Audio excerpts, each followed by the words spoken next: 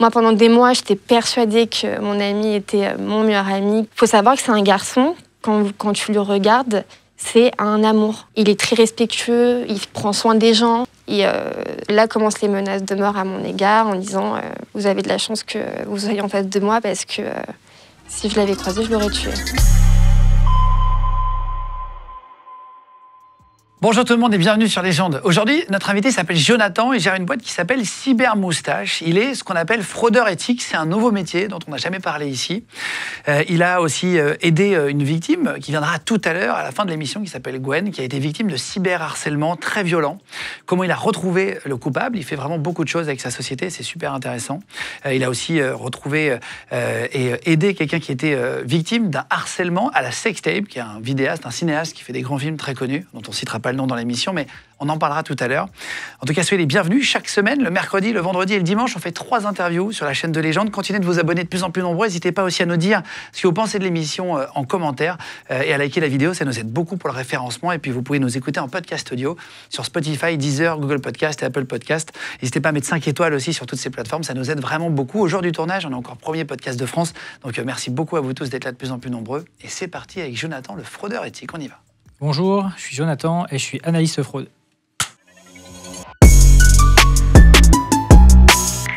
Eh ben, bienvenue Jonathan, merci beaucoup, c'est plaisir de te recevoir. Merci. On n'avait jamais parlé de ton métier. C'est vrai. On se disait, on a reçu déjà des gens qui font du hacking, de la Red Team même, c'est ce qu'on appelle Red Team, c'est une sorte d'intervention, mais en réel, pour essayer de trouver des failles de sécurité des sociétés en se déplaçant, en rentrant, etc., exact. Avec des faux badges, machin.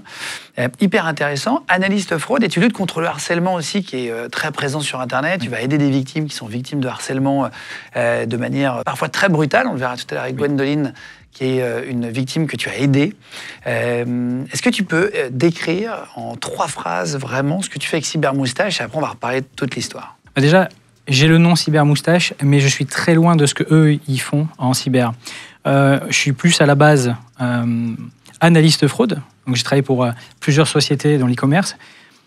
Je me suis rendu compte qu'il y avait de la demande. Beaucoup de gens ne voyaient pas par où passaient les fraudeurs. Je me suis dit, je fais énormément de veille, je sais comment ça se passe. Je vais proposer le service, c'est-à-dire de tester la fraude pour eux, mettre en place après des procédures pour pouvoir l'annuler. Et depuis, donc effectivement, pourquoi cyber ? Il y avait cette partie où on formait aussi les sociétés dans lesquelles, enfin, je formais les sociétés dans lesquelles j'allais, à tout ce qui était empreinte numérique, tout ce qui était, voilà, les bases de la cybersécurité, de ce qu'il faut faire et pas faire en entreprise, parce qu'il y a encore énormément de sociétés en fait qui sont pas du tout armées pour ça. Donc j'ai pas de connaissances énormes en cyber comme les personnes que tu as reçues avant. T'es pas hacker, quoi. Non, pas du tout, pas du tout. Vraiment, j'ai aucun bagage de ce côté-là. Je me suis formé sur le tas, justement, dans la lutte contre la fraude. Là, c'est encore différent. Je pense qu'il n'y a pas de formation, il n'y a pas de diplôme. Alors, il y a une école maintenant qui propose des diplômes. Je suis jury là-bas. Mais il n'y a rien... Du coup, tu es anti-fraudeur. Ouais. Du coup, il faut que tu apprennes à frauder. Alors, personne ne le fait. Je suis un des premiers à le proposer.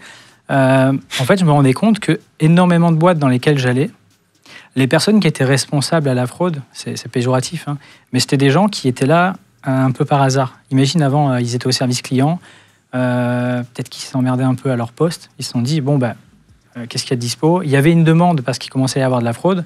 Ok, tu vas prendre la tête de l'équipe fraude, il faut recruter des gens. Et puis, je pense qu'après, les gens, en voyant ce qui arrivait en termes de fraude, on commence à se former, à demander. Il y a des outils qui se sont créés. Ils ont été formés sur ces outils, à regarder comment la personne arrivait à payer avec une carte bleue volée et ainsi de suite. Et puis, au fur et à mesure, les gens ont commencé à être vraiment formés. Moi, je suis arrivé, je connaissais rien du tout. J'avais jamais mis les mains sur un ordinateur. Tu étais cascadeur. Danseur et cascadeur. Danseur et cascadeur. On va des photos. Si vous nous regardez sur YouTube et si vous nous écoutez en podcast audio, on te voit faire des saltos arrière, des trucs, exact. Des sauts en avant, etc.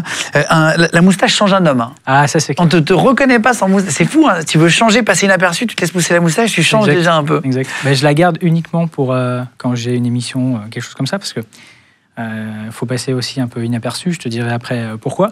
Mais c'est vrai qu'avant, un petit cheveu sur le côté, la belle carrure, voilà, c'était un homme complètement différent. Donc j'ai commencé très tôt la danse, j'ai fait ça très longtemps.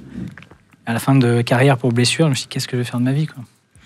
On va y revenir, mais tu bosses dans la lutte contre la fraude, le contre-espionnage, la recherche en open source, en source ouverte, DGSE, DGSI. Tu bosses avec les entités de l'État parfois? Les 2 fois où on m'a proposé, c'était des services cyber de la gendarmerie. J'avais accepté. Le gros problème qu'il y a me concernant, c'est que j'ai aucun diplôme. Brevet des collèges, tout ça, j'ai pas. J'ai vraiment. T'as pas le brevet des collèges? Non, c'est vrai? Ouais, c'est chaud, c'est chaud. Non, c'est pas chaud, mais c'est marrant. Tu vois, comme quoi on peut très bien monter sa boîte et y arriver. Ouais, c'est vrai. C'est bien de le savoir aussi. C'est aussi pour ceux qui dépriment, hein, tu vois. Ouais, c'est aussi pour ça que je viens là. J'espère que ça va donner envie, même les gens qui sont du mauvais côté ou les jeunes qui savent pas trop où ils vont, comme ça a été mon cas à un moment donné.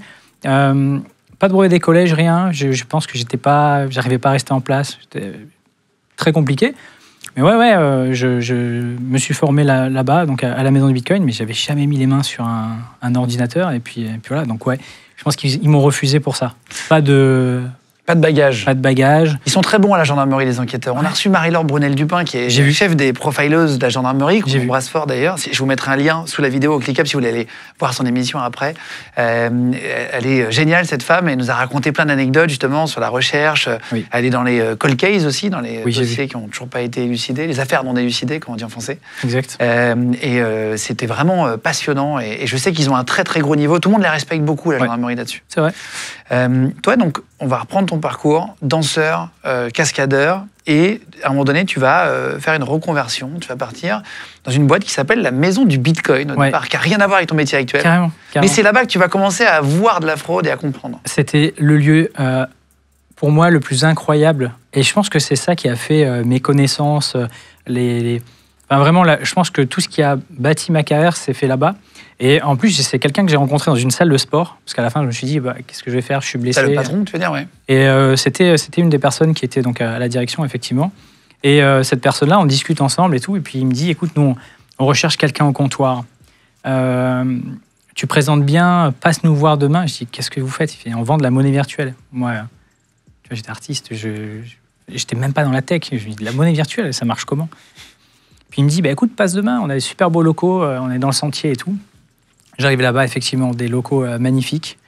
Et puis, on est le matin, et je vois 2-3 geeks, ça échange, ça parle. Le lieu, ils vendent je me rappelle, ils vendaient des boîtes de conserve avec des tournées avec la marque Bitcoin et des portefeuilles numériques. Ils vendaient des t-shirts, ils vendaient des livres, et ils faisaient des formations sur le Bitcoin. Et je trouvais ça génial. Je dis, mais attends, comment... C'était les débuts du Bitcoin. Les débuts du Bitcoin. C'était en quelle année? C'était début 2016. Ouais, d'accord. Ou mi-2016. Ouais, c'était quand même déjà assez gros, là. Ouais. Mais c'était le début. C'est ça. Il n'y avait pas l'intérêt comme il y a eu après. Après 2020. On a eu la queue devant, mais c'était infernal. Et alors, au quotidien, quand tu bosses à la maison du Bitcoin, qu'est-ce que tu vois? Comment tu vois de la fraude? Au début, quand je suis arrivé là-bas, je ne savais même pas qu'il y avait de la fraude. On m'a pas prévenu qu'il allait y avoir de la fraude. Le matin, en plus, quand je commence le premier matin, les gens qui viennent, j'ai dû en avoir 2. C'est des gens qui viennent acheter 1, 2. Enfin, ils font des achats très bas. C'est pas des gens qui, comme maintenant, il y a des gros investissements. Là, c'était vraiment des montants bas. C'est des gars qui viennent parler des profils qui viennent parler du Bitcoin, mais sans plus. Et l'après-midi, je voyais qu'il y avait un changement de profil. Beaucoup de mecs un peu de banlieue, des mecs qui rentraient avec le casque, des mecs qui rentraient avec la capuche et qui parlaient pas forcément. Et à l'inverse de beaucoup de profils qui étaient un peu plus connaisseurs, eux venaient avec l'adresse Bitcoin écrit sur un morceau de papier ou avec une capture d'écran. Ils envoyaient du cash en fait en Bitcoin, c'est ça? Non, à la base. Il y en a qui venaient donc avec l'adresse qui nous donnait. Quand j'ai commencé à me poser la question, je voyais toujours les mêmes captures d'écran avec les mêmes couleurs. Une couleur fluo verte, une couleur fluo jaune et du noir. Et en faisant justement une recherche par image inversée, je suis tombé sur un site qui parlait d'un forum dark web, c'est plutôt un market, qui vendait des codes de carte bleue volée. En fait, tu envoyais du Bitcoin, on donnait des codes de carte bleue volée, et après, tu allais dépenser avec ces cartes bleues volées sur un site e-commerce ou autre, quoi. Donc voilà. Il n'y avait pas encore à ce moment-là les directives DSP2, c'est la sécurité pour les cartes bleues quand on t'envoie un code maintenant, c'était le Far West. Et l'après-midi, du coup, j'avais énormément de profils comme ça. C'était du blanchiment, quoi, en gros. Plus pour faire du piratage de la fraude et autres. Tout ce qui était blanchiment, c'est arrivé après. Et plus par des profils avocats, même des profils qui paraissaient bien sous tout rapport. J'avais de très gros doutes sur eux. Ah oui? Ouais, beaucoup de cash, même ils venaient avec des gens, parce que nous, on avait limité, on a même arrêté le cash à la fin, ça devenait problématique. Mais on limitait 1 000 €, c'est la loi qui limite à 1 000 € par jour et par personne. Il y avait des profils qui faisaient faire la queue à des collègues, des gens qu'ils ont rencontrés devant. 1000 balles, mais fois 10, c'est quoi. C'est ça. Et à ce moment-là, on s'est posé des questions et on a dit, OK, on arrête le cash. Ah, waouh! Ouais. C'était vraiment les débuts, donc c'est là où il y a plein de... Voilà. Ouais, et tu disais que tu avais parfois des fausses cartes d'identité. Ouais. Comment on reconnaît une fausse carte d'identité? Comment tu faisais? Parce que maintenant, tu es devenu un expert dans les fausses cartes d'identité. Je dirais pas que je suis un expert, parce qu'en fait, il faut toujours... je pense qu'expert, c'est un mot qui me plaît pas, parce que tu peux très bien rapidement devenir has-been, parce qu'en fait, tu fais de la veille pour... la fraude évolue sur les pièces d'identité, comme sur énormément d'autres sujets. Mais en fait, ce qui s'est passé, c'est qu'il y avait plusieurs personnes... Mon boss, on a vu une, lui, de fausse, mais après que la personne, le client qui est venu, le fraudeur, ait réussi à me payer. Donc il m'a laissé me faire avoir pour me dire, tu sais que tu as laissé passer une fausse pièce d'identité? J'ai dit, mais non, c'est pas vrai. Il me dit, si, là, c'était une fausse pièce d'identité. Et je dis, mais comment j'aurais pu le voir? Il m'a dit, bon, écoute, je devais te faire une petite formation, je suis pas du tout connaisseur. Après, essaie de te renseigner un petit peu. Et puis, de toute façon, le responsable en fait de la maison du Bitcoin, il y avait énormément justement de forces de l'ordre, gendarmerie, douane, police, qui voulaient se former sur tout ce qui était blockchain et les cryptos en général, et ils n'avaient pas forcément les moyens. Lui a eu cette idée de dire, ok, vous nous formez sur les faux documents, la détection des faux documents, et puis nous on vous forme sur ces sujets-là. Oui, vas-y. Et c'est là que j'ai énormément appris de choses avec eux. Ils m'ont vraiment montré où regarder, quoi, comment. Les gendarmes, du coup? Ouais, j'ai eu tout. J'ai eu la douane, gendarmerie, police à tour de rôle. Et puis voilà. Alors, c'était pas les formations comme eux, ils ont, parce que maintenant, ils le font que de toute façon, enfin, ils font rien en particulier. Mais ils m'ont donné énormément d'infos. Et puis aujourd'hui, j'arrive à voir énormément de fausses pièces, quoi. Comment? Si on regarde l'ancienne pièce d'identité, c'est celle qui est la plus utilisée pour faire de la fraude. Il y a énormément de points de vérification sur une pièce d'identité. Tu sais, devant une... On va afficher une pièce d'identité, un prototype, un spécimen à l'image. Okay. Comme ça, si tu décris, on va comprendre. Ok. Alors, la première chose, tu as les contours de la pièce d'identité. Moi, je vais vulgariser, je ne vais pas utiliser les termes. Tu as des sortes de stries qui font des diagonales comme ça. Parfois, quand c'est une machine qui fait la presse, c'est trop pressé, tu vois que c'est exagéré. Il y a aussi des petits RF. Pareil, parfois les RF, ils sont française. Ouais. Voilà, exactement. Ils sont trop appuyés et ou ça fait une bulle, ou ils sont vraiment trop, parfois même perforants. Tu as aussi, tu sais, une sorte de petite bande réfléchissante devant, qui est blanche, on dirait un peu comme des écailles de poisson. Bon, ben là, parfois, tu vois que ça réfléchit pas parce que c'est très dur à reproduire. Une sorte de nacre un peu. Exactement.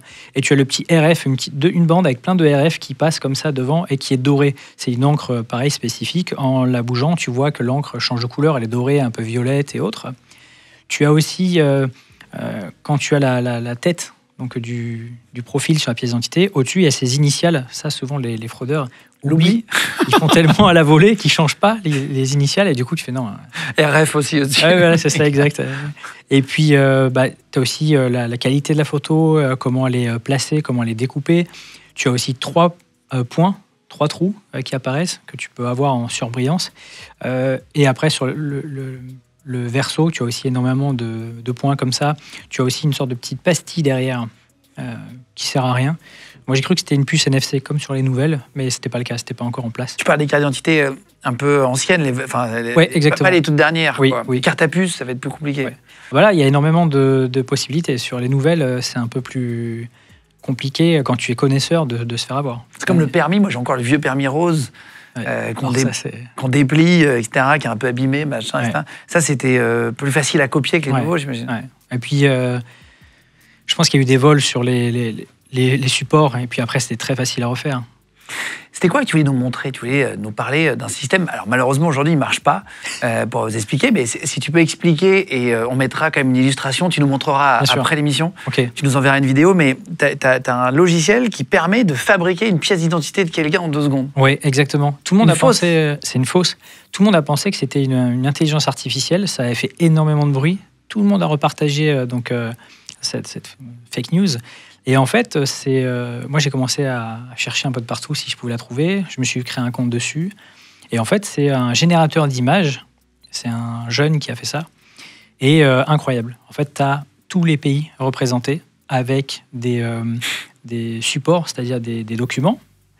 Tu choisis tout ce que tu vas entrer dedans. Tu peux même aller chercher, ils sont allés vraiment loin, tu peux aller chercher une photo. Et moi, j'avais commencé avec toi, justement. J'avais pris une photo de toi, j'étais allé chercher les infos sur toi en ligne. Merde, j'aurais bien aimé voir ça. Ah oui, mais c'est vrai, tu mets la vraie adresse, tu mets la vraie taille, le vrai poids. Exactement. Machin. En fait, ce qu'il y a, c'est que quand tu fais, par exemple, les fraudeurs, comment ils font quand ils font une usurpation d'identité pour aller faire des prêts bancaires, ils utilisent les data leaks, c'est-à-dire les données qui sont volées sur les sites e-commerce et autres. Imagine après, tu arrives à retrouver la personne sur Facebook. Tu récupères une de ses photos, si elle est bien, ou sinon moi je la retouche par IA pour arriver à lui faire en fait une photo comme une photo de photomaton quoi. Comme voilà, tu as plein de photos d'elle, ça fait une photo d'un photomaton. Je la mets dans le générateur, il me la découpe, il nettoie derrière, il n'y a plus rien, et tu as une photo super nette de la personne. Tu as l'impression vraiment que tu as la pièce d'identité, mais ça va encore plus loin. C'est que tu peux choisir n'importe quel support derrière au lieu de l'avoir en scan. Tu peux avoir un support comme si elle était posée sur une table ou sur une moquette. Et ça rend encore plus réaliste la chose. Et ça coûte $15. Incroyable. Donc pour $15, avec les data leaks, tu peux arriver à avoir donc, la belle pièce, les données. C'est très très fin, c'est assez peu visible à l'œil nu. Il y a quelques points. En fait, vraiment, les connaisseurs qui travaillent là-dedans, il y a beaucoup de gendarmes avec qui je discute sur ce sujet-là, ils le voient. Mais si tu es assez malin, par exemple, sur le côté de la nouvelle pièce d'identité, à gauche, il y a une information que les gendarmes et les gens qui détectent récupèrent, et là, elle n'y est pas. Maintenant, en fait, cet outil te permet aussi de rajouter des infos, celles que tu veux. Donc, ils vont encore améliorer le système. Aujourd'hui, il ne marche pas, justement, parce qu'il est en maintenance, parce qu'ils font des améliorations. Ça sert à quoi de faire une fausse carte d'identité numérique comme ça? C'est pour un site internet, par exemple, envoyer votre carte d'identité, machin, c'est ça? Plein de choses. Imaginons même tu veux faire un compte bancaire. Un crédit en ligne? Un crédit en ligne, tu veux même... il y a tellement de choses. Putain, et ça marche? Ah, ça marche, oui, ça marche. C'est bien le problème. Peut-être pas qu'on explique trop comment on fait. Ouais, voilà. Non, mais c'est... Et donc toi, tu t'es spécialisé là-dedans? Je me suis spécialisé là-dedans. La fraude? Exactement. Éthique? Ouais, c'est un oxymore, la fraude éthique. Mais je trouvais que c'était important aussi de souligner le côté éthique, parce que si je marque que je suis fraudeur, les gens, ils me regardent même pas. Mais j'ai rencontré... Alors déjà, moi, au début, j'étais très virulent au sujet des banques pendant la fraude aux faux conseillers, parce que moi, je voyais déjà sur les forums dark web les profils fraudeurs qui s'entraînaient à parler comme un conseiller financier. Et déjà, j'avais commencé à avertir, mais on me prenait pour un fou. Attendez, comment vous voulez? Moi, ils m'ont appelé. T'as vu comment ils se présentent? Ils sont incroyables. Ils sont super bons. Une voix très calme. Bonjour monsieur. Non, conseiller. Il savait le nom de ma banque, machin. Tout. Bon, là, il vient d'avoir un virement. Je vous explique. Il faut absolument faire vite. J'étais en scooter. J'ai dit merci de m'appeler. Putain, heureusement vous êtes là. Et tout. Vraiment, il devait se dire le mec est vraiment trop con. Exact. Et ils m'ont rassuré, ils m'ont amadoué. Écoutez, vous inquiétez pas, les services de telle banque, on est là, machin et tout. Il faut absolument que vous me donniez des informations, etc., pour bien me confirmer que c'est vous au téléphone. Ouais. Et je dis, mais attendez, c'est vous qui m'appelez, donc de quoi vous avez besoin? Et là, le mec me demande mon numéro de compte. Je lui donne. Parce qu'il me sort quand même le nom de la banque, et il me dit qu'il y a eu un virement pour bloquer je crois que c'était 1500 € au Texas. Il m'avait sorti un truc, il y a un virement au Texas. Et ça m'est déjà arrivé de me faire avoir une fois... un paiement aux États-Unis de 2 € sur ma carte. Apparemment, ils testent parfois les cartes. Il y a des testeurs de cartes, effectivement. Et donc, il me dit, écoutez, vous inquiétez pas, je suis là, voilà, mettez en warning, donnez-moi votre mot de passe, et je le fais pour vous, comme ça on gagne du temps et tout. Je dis, attendez, vous avez besoin de mon mot de passe? Non, pas moi. Je mets un bip, et vous le dites en vocal au serveur. Et là, j'ai un doute, je dis, attendez, j'aimerais bien ne pas me faire niquer 2 fois. T'as bien fait. Et je dis, bon, une fois c'est bien, la deuxième fois, t'as compris, voilà. Ouais, c'est clair. Et je dis, mais attendez, je comprends pas, quel est votre nom? Et là, il se met à parler, à bafouiller. Et il me dit, je peux pas vous le dire tant que vous n'avez pas mis le mot de passe. Et je dis, d'accord, je comprends. Je dis, mais donc, vous m'appelez, vous êtes la part de mon conseiller qui n'est pas là et tout. Je l'entends, il était 19h45. Ah oui, ok. Je dis, quel est le nom de mon conseiller? Bien vu. Vous m'appelez, au moins. Bien vu. Ce que je vous encourage à faire, c'est regarder à l'arrière de votre contrat de carte, en bas, et il me sort exprès un truc que j'ai pas sur moi, il y a bien marqué que le 01, parce qu'il m'appelle avec un 01. Avec le numéro, oui. Et je dis, mais vous êtes où? Il me dit, on est à... Il me sort ici les Moulineaux, je sais plus. C'était crédible, en fait, tout est crédible. Oui. Il me dit, bon, je vous envoie le bip, allez-y, monsieur. Il me stresse exprès. Évidemment, je dis rien. Ouais. Et je reviens, je dis, écoutez, pas de problème, je vais appeler mon conseiller bancaire. Eh ben, très bien, faites-le, monsieur, merci beaucoup, et puis bonne soirée à vous. Bam, il me raccroche, et puis évidemment, c'était des conneries. J'ai appelé ma banque, ils m'ont dit que c'était pas vrai. Bah, t'as bien réagi parce que faut savoir que déjà, elle était un peu mal faite sur ton profil, mais il y a énormément de gens qui sont pris par ce côté justement urgent, la perte de tout ce qu'on a réussi à mettre de côté. Ils ont les codes, ils vont tout désactiver, tout prendre, machin. Ils se renseignent énormément sur le numéro, ils arrivent à le récupérer. Ils ont une sorte de standard qui leur permettent de faire leur halo, ça s'appelle comme ça dans le jargon. Et ensuite, il y a énormément de choses sur lesquelles ils se renseignent, où est placée en fait la succursale qui gère la partie fraude, où est placée la banque, et ainsi de suite. Et ils vont pas dire qu'il y a un virement. Souvent, ils ont, grâce à un data leak, déjà récupéré tes codes, tes infos bancaires ou tes codes de carte bleue. Et s'ils n'y arrivent pas, qu'est-ce qu'ils font? C'est souvent comme ça que tu reçois le mail, la vignette critère, la poste, toutes ces choses-là. Et en fait, tu vas payer, ou même une amende. Je me suis fait avoir comme ça. Ah, j'ai rentré sur un faux site de Chronopost. Exactement. Qui s'appelle chrono-post. Voilà. Ils font comme ça. En fait, tu rentres toutes tes infos, ils les ont donc. Ils peuvent très bien utiliser la carte, mais ce qui va manquer, c'est le code de sécurité dont on parlait tout à l'heure. Et du coup, quand ils t'appellent, parfois, ils te disent « On vous envoie un code, c'est pour annuler les transactions, vous inquiétez pas. » Et les gens « Oui, d'accord. » Ils donnent les 4 chiffres. Et en fait, la commande passe sur le site. Ah oui. Oh, donc, ça a été...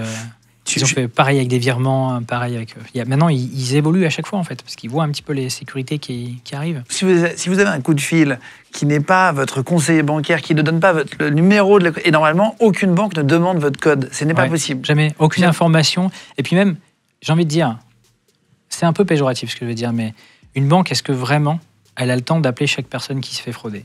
Pas du tout. Moi, ce que je conseille à chaque fois, votre banque, elle vous appelle, même si c'est vrai, vous raccrochez et vous rappelez-vous. Parce que là, le numéro, il n'est pas usurpé. Vous savez très bien que vous êtes tombé dessus. C'est la meilleure technique. Dès qu'il y a une mairie, n'importe quel site qui est officiel, Netflix. Même Netflix, vous raccrochez, vous rappelez. Quand vous recevez un message 06 machin qui dit Netflix, votre abonnement va se terminer, cliquez sur le lien, ne cliquez jamais sur ce surtout lien. Avec un 06 comme tu dis, 06, 07. Et parfois, ils ont quand même le nom dans l'iPhone, Chronopost. Ouais. Je ne sais pas comment ils font ça. Il y a marqué Chronopost en haut, donc tu dis, OK, c'est le vrai, quoi. Cliquez ici, et tu as un lien bit.bit. Quelque chose. Ils arrivent à récupérer des contrats avec des cartes SIM spécifiques, donc professionnelles, qui te permet de mettre un petit peu ce que tu veux ou un numéro court ou une identité. C'est-à-dire, tu peux t'appeler la foire fouille, tu peux t'appeler ce que tu veux, quoi. C'est qui tes clients aujourd'hui avec la société que tu vas créer? En fait, j'ai commencé à... J'étais toujours Tu quittes la maison du Bitcoin? Je quitte la maison du Bitcoin. Et en fait, je me suis dit, je vais aider les gens à avoir un portefeuille sécurisé, à faire un petit peu attention, donner des conseils pratiques. Et puis, je ne savais pas du tout comment rentrer dans une boîte dans la lutte contre la fraude parce qu'ils demandaient tous des Bac+5, ils demandaient tous des diplômes en banque. Je me suis dit, bon, jamais je vais y arriver, c'est pas possible. Et je me suis dit, la boîte qui m'engage, je ne vais pas avoir de Bac+5, elle ne va même pas me regarder. Je suis allé sur le dark web, j'ai tapé donc, la fameuse société, je suis allé chercher toutes les failles ou les fraudes sur lesquelles elles étaient touchées. J'ai débarqué avec ça. Bon, voilà, moi j'ai ça. Et j'étais recruté. J'ai fait quelques sociétés comme ça et ça me plaisait pas parce qu'il y avait ce côté aussi où moi il y avait vraiment ce côté syndrome du super-héros. Tu vois. Et je trouvais que les boîtes elles prenaient parfois un peu trop à la légère la défense des victimes. Et du coup, quand j'ai lancé Cybermoustache, ça a commencé par toujours des grosses sociétés qui me payaient, qui faisaient donc mon CA principal. Et à côté, j'ai commencé à me dire, je vais aider des victimes, mais en pro bono, c'est-à-dire gratuitement. Cyberharcèlement, des fraudes même sur des wallets Bitcoin, que ce soit Peu importe. Donc ça a été, j'ai eu des gens, on a des sociétés qui sont créées par des anciens de la DGSE qui nous demandent de faire de la recherche de personnes et ainsi de suite. Ça a été très, très c'est un très peu vaste. nébuleux, c'est pas très clair. Ouais. Ah, moi, j'ai cherché... Tu t'es un peu partout et nulle part à la fois. Exactement. Imagine, par exemple, une société qui sait qu'elle se fait avoir du fait qu'elle a remboursé plus de clients qu'elle a eu de retour marchandises. Genre Amazon, une grosse boîte, tu renvoies des colis quand ça ne va pas. Exactement. Cette boîte va me dire, écoute, on a bien des preuves de livraison, on a bien des preuves de dépôt, on a bien un colis qui arrive, on fait des remboursements, le client en face, il nous met des coups de pression incroyables, mais on ne comprend pas. On ne comprend pas.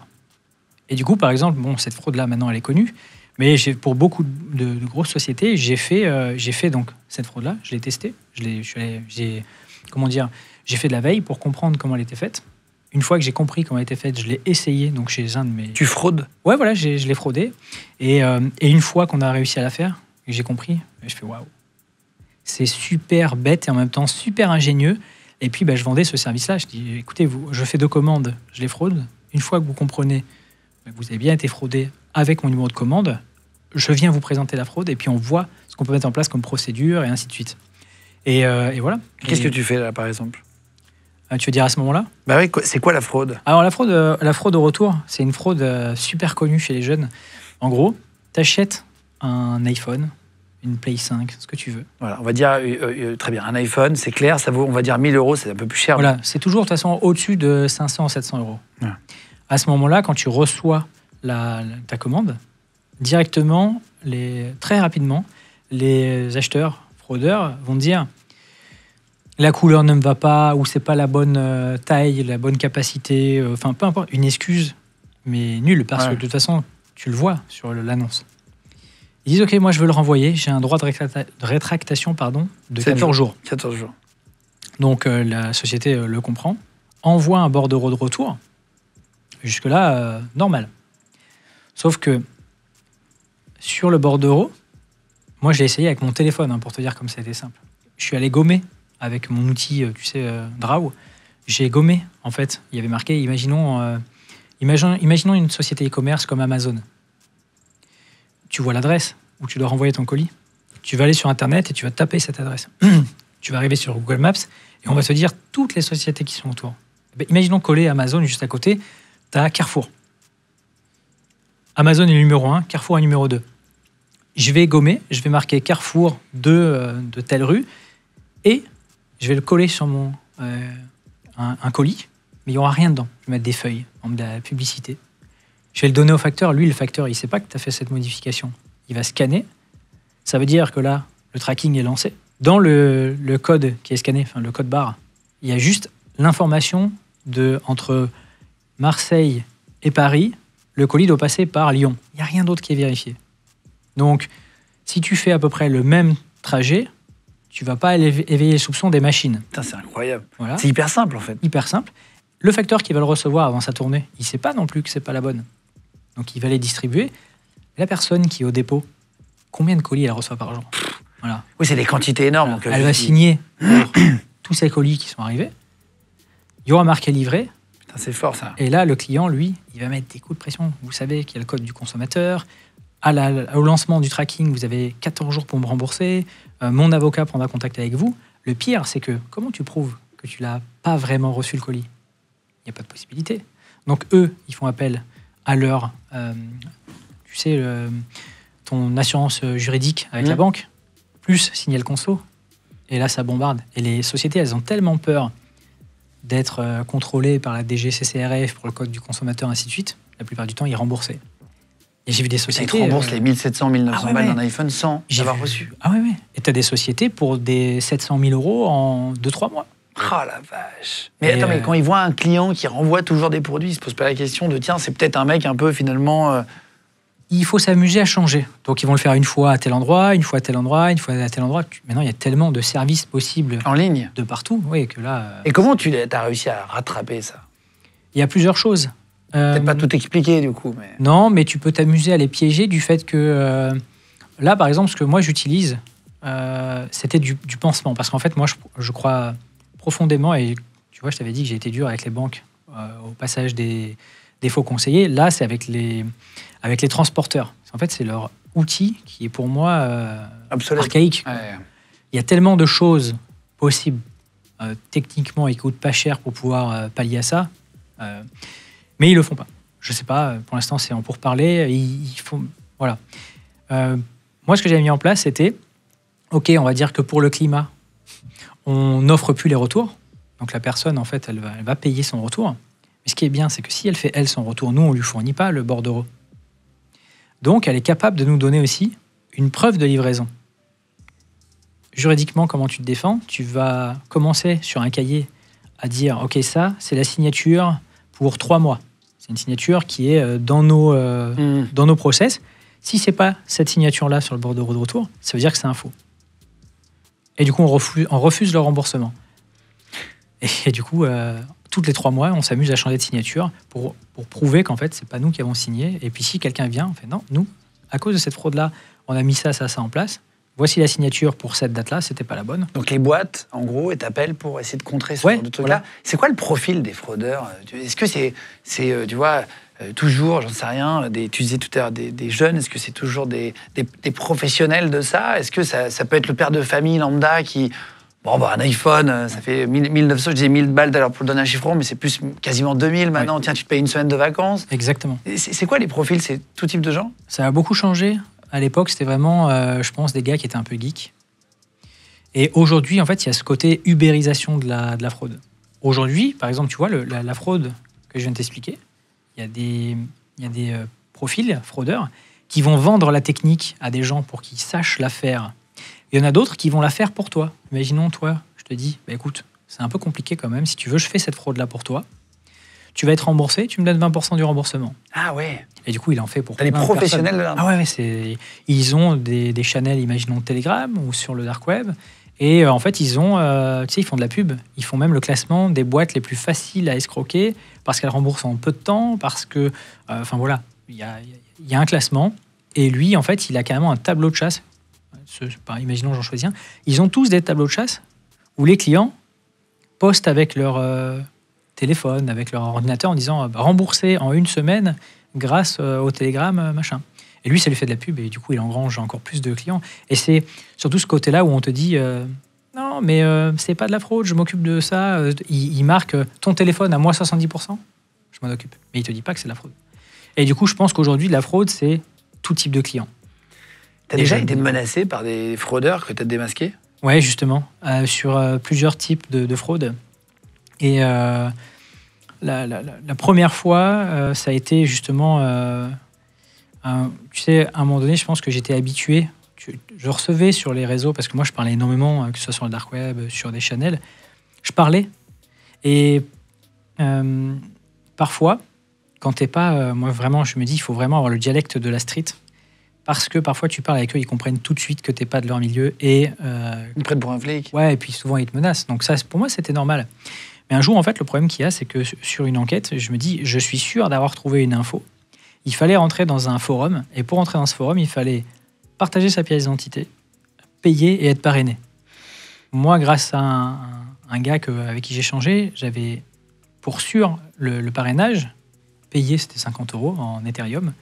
Et il fallait donner une fausse pièce d'identité. Et moi, je me suis dit à ce moment-là, bon, je peux donner une fausse pièce d'identité, mais je ne veux pas payer moi, ni donner... parce que je le faisais pour une société, là. Je suis allé voir la société, je lui ai dit, écoutez, moi, il faut donner une pièce d'identité, et en plus de ça, il faut payer. Et on s'était mis d'accord, parce qu'en fait, on avait plein de fraudeurs qui nous avaient envoyé des faux documents. C'était à eux de le faire. J'aurais laissé ça, et je crois que j'ai pris 4 jours de congé. Ma femme me dit, tu touches pas à Internet, on fait autre chose. On part en vacances et tout. Je reviens, je me connecte. Puis là, je me connecte. D'un coup, je fais... Mais vraiment, j'ai encore les frissons, rien que de me rappeler de ce moment-là. Je me reconnecte et je reconnais tout de suite l'image que je vois. C'est la photo de devant chez moi sur Google.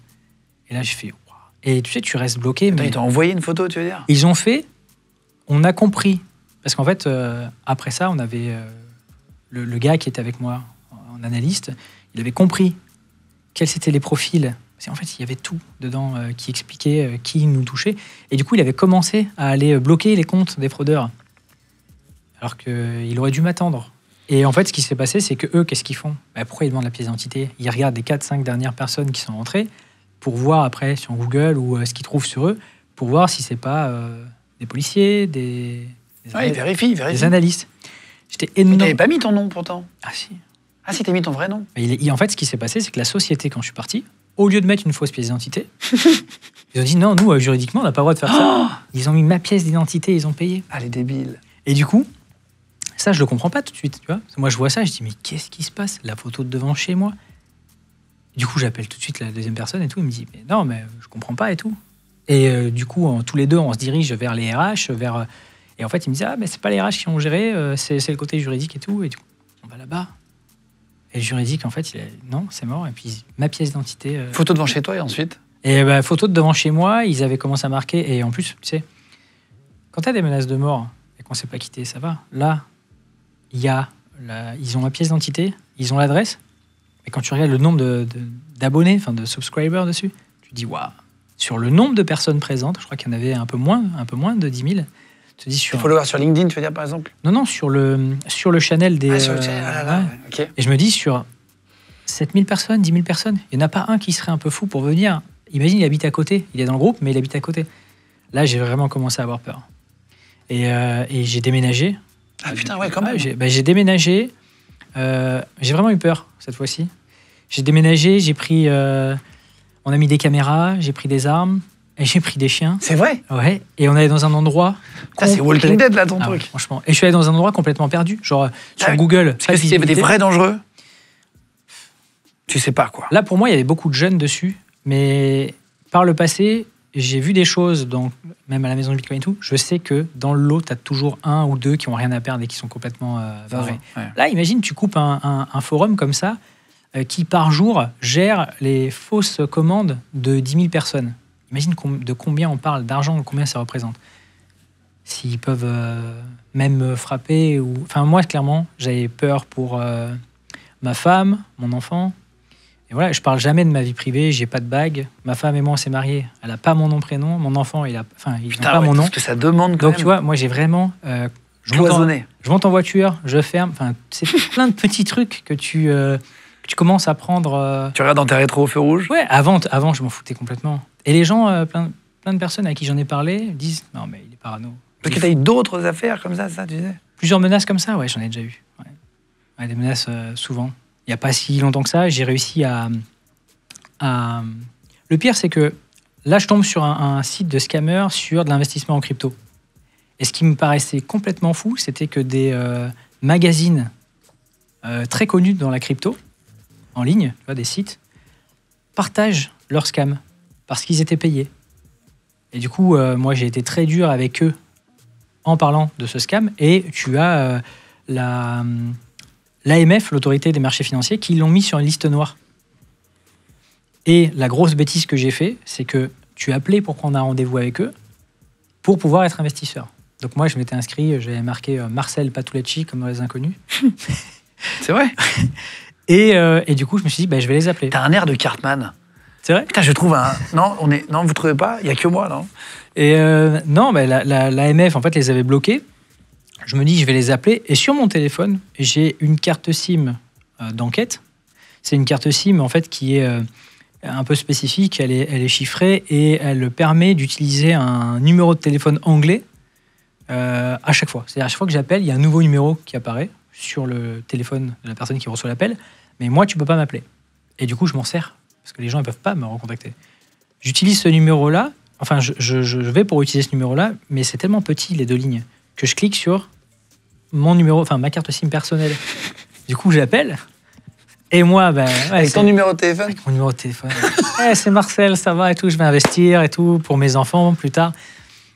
Et en plus, le mec, en échange, et il me dit, oh, on est dans Paris 12 et tout. Je dis, ah, génial, dans quel coin on échange? Et en plus, je lui dis, ah, mais je connais, pas loin, il y a un Starbucks. Moi, souvent, on faisait ça.